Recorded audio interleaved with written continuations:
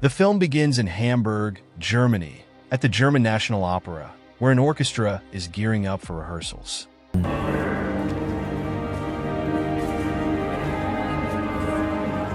As they prepare, armed criminals are seen approaching. Unaware of the threat, the orchestra members continue their routine. Once the conductor arrives, they start rehearsing, but soon the gangsters burst in and fire shots into the air. John leads a rescue team that arrives just in time. He outlines their final plan while the gangsters begin a live broadcast, demanding a ransom of $300 million, announcing they've taken control. John instructs his team to hold fire and await his command. All right, let's rock and roll. However, the gangsters' leader kills a woman, pushing Matteo to disregard John's orders and shoot at the criminals. With no other option, John orders his entire tactical unit to engage and eliminate the gangsters. A fierce battle ensues, showcasing the tactical unit's skill and expertise, ultimately resulting in the takedown of most of the criminals. Go, go, go! Next stage area.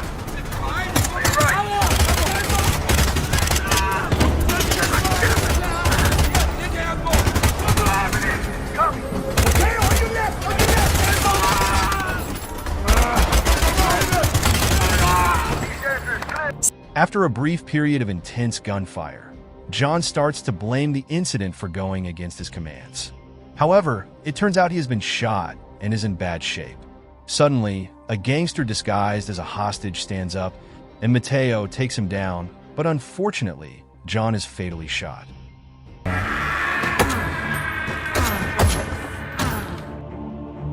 Helen. Tell her we'll be a little late for dinner.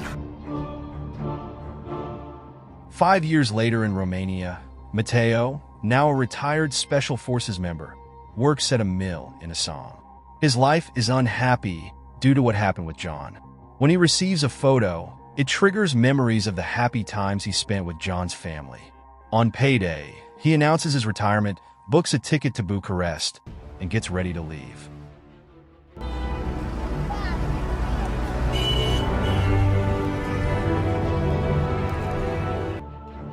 Meanwhile, in Amsterdam, an Interpol team led by Agent Shearer intercepts a drug shipment and detains members of various mafia groups. Get the fuck up! They capture one of them and inform a mob boss named Shaban that Interpol has intercepted their shipment. It turns out one of the detainees is an undercover Interpol agent who aided in the drug bust. Shearer tells him he needs to exert more pressure to ensure the mob bosses are arrested. I promise you, this was just a warm-up. Matteo arrives in Amsterdam, where we meet Paul, a businessman involved in cryptocurrencies. Over the phone, Paul tells his client that everything is fine, but when he checks his computer for updates on his investments, things look problematic.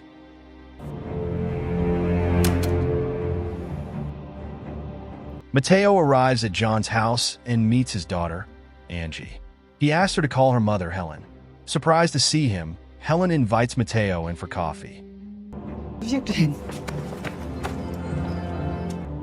Inside, Matteo learns that Helen is now married to Paul. She confronts Matteo for not attending John's funeral, despite John's close relationship with him. Matteo admits it was his fault John died, but Helen, having moved on, doesn't appreciate being reminded. What? You don't get to do that. It'd have been me. Shut up! Matteo decides to leave, but Helen asks him to stay a little longer. Helen tells Matteo he can use some of John's remaining items if he wishes and expresses that it's nice to see him again. It's good to see you. It is the... Meanwhile, Siobhan has a disagreement with his chef about a dish that isn't appealing to customers at his restaurant. Yeah, bring in a new chef, new menu. Now go. Thank you. After some time, Siobhan and his team realize there was a spy among them. When Paul gets home, he finds Matteo there with Angie. Helen tells Paul that Matteo was John's friend and will be staying for a while. After dinner, Matteo sits outside, reminiscing about the time he spent with John in Afghanistan, discussing their families. I thought you wanted to know. We've got the assets.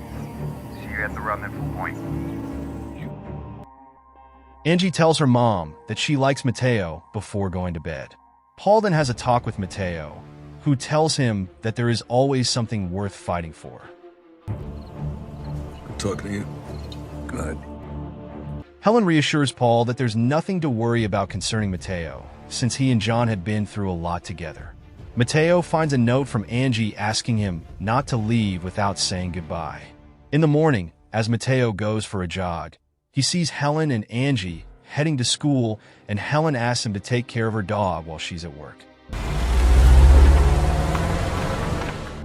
Siobhan visits Paul to ask about the missing 15 million euros, and Paul tries to explain that there's a small issue with the crypto market, but it will be resolved soon. He asks for a day while Siobhan looks at a picture of his family, reminding him he only has one day. Fuck up, Paul. Outside, an undercover Interpol agent tracks them, but inside, it's revealed the agent is also being followed. Matteo, bored with his routine, tries some carpentry before Helen invites him for an outing where he enjoys spending time, especially with Angie.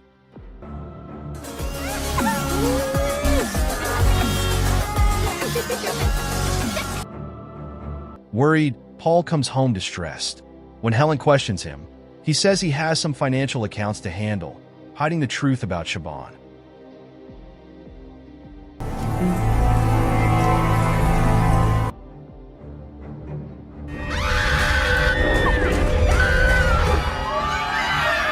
Meanwhile, tourists are horrified to find a dead body hanging from a bridge, discovering it was a murder committed by Siobhan's men after identifying the victim as an Interpol mole.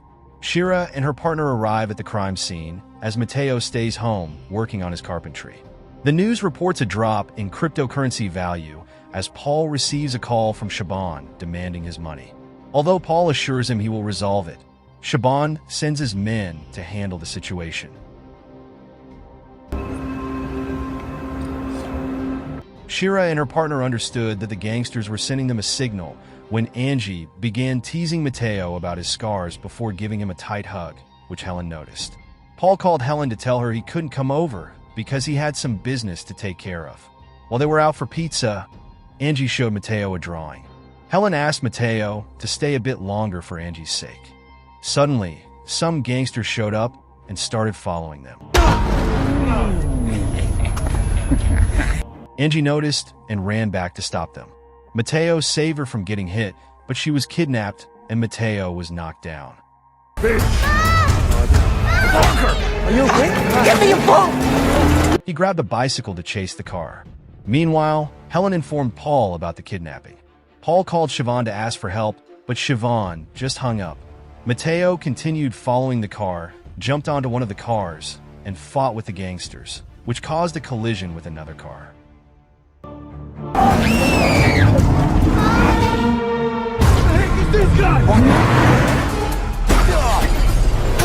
Matteo fell and remembered John telling him they were family. He woke up handcuffed in a hospital room. Shira then introduced herself to Helen and Paul. Soon after, Matteo was released and Shira asked him about his next steps. He said he was going to rescue Angie.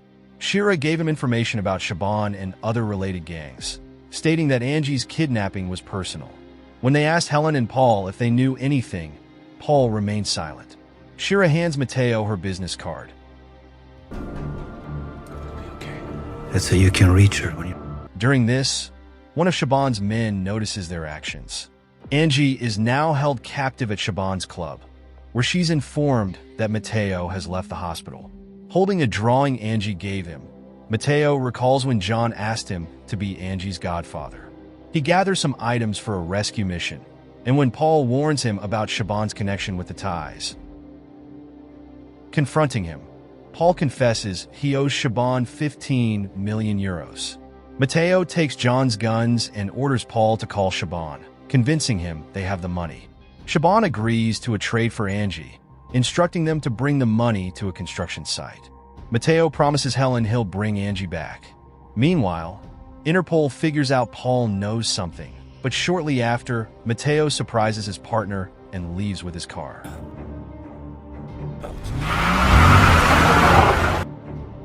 Matteo arrives at the construction site for the exchange.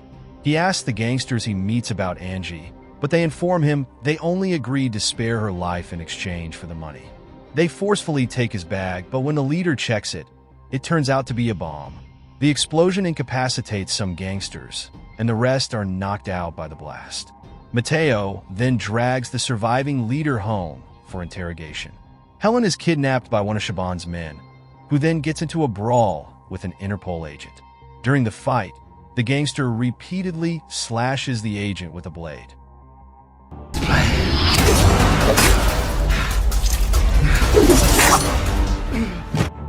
Helen fires her gun to scare the thug away. Paul packs his things to leave while Matteo ties up the captured gangster and tortures him for information on Angie. Initially resistant, the gangster eventually breaks down and reveals Angie's location.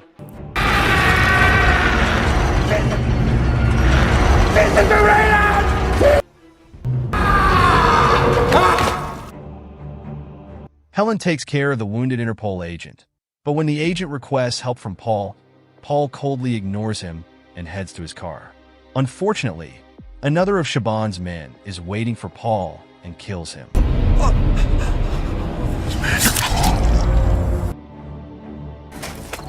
Fisher! Shiro arrives just as the injured gangster flees, comforting his partner inside and assuring him he'll receive a medal for his bravery. Matteo tells Shiro to call for backup as he sets off for the rescue. Shaban becomes anxious when he hasn't heard from his men and interrogates Angie about whether Matteo will come for her. Angie confidently says he will. Matteo arrives at the club. When the bodyguards try to stop him, a fight breaks out.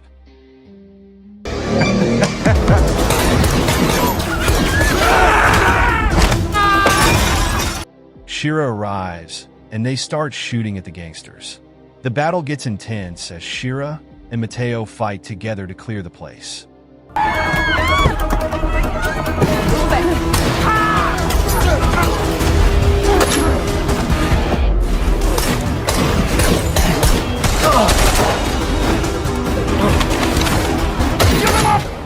Seeing the situation turn dire, Shaban decides to flee.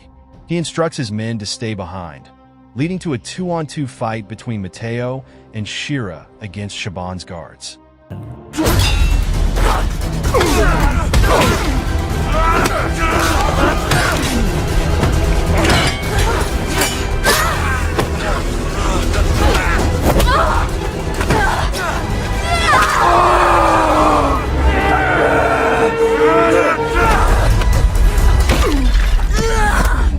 Meanwhile, Shaban continues to run, dragging Angie with him as the fight rages on.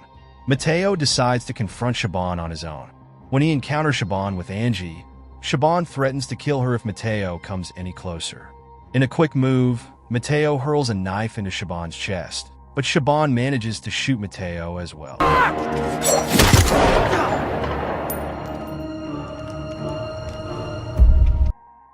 Fortunately, Matteo survives, and Angie rushes to check on him.